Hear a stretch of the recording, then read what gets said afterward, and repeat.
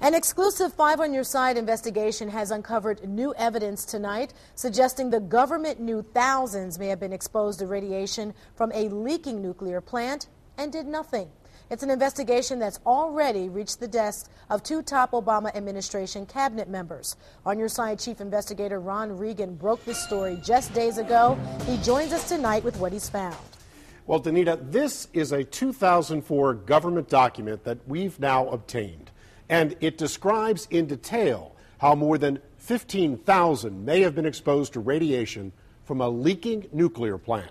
But instead of a warning, it was put in a file cabinet and forgotten. Word leaked out. We heard that the soil around the facility was contaminated. And the word was, oh, it's a low-grade radiation. Don't worry. Jim Landy's describing this, a portable nuclear plant plagued by malfunctions. It once powered this Navy facility at McMurdo Station, Antarctica.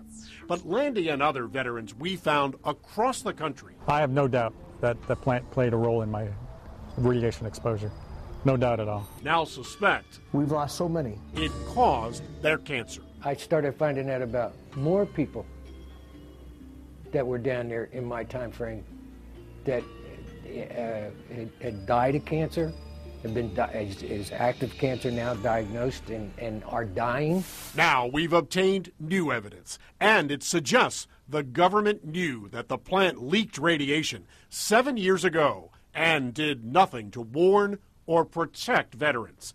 In 2004, the Department of Veterans Affairs approved this cancer-related claim. It found the veteran experienced chronic anxiety attacks, and when sirens went off, it reminds you of what happened near the nuclear reactor.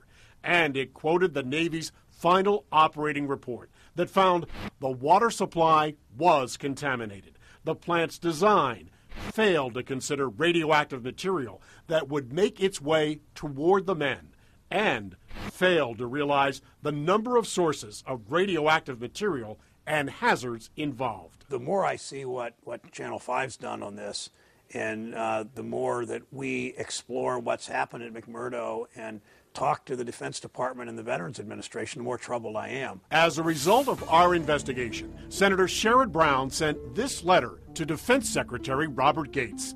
It asks for his full consideration for potential exposure to radiation.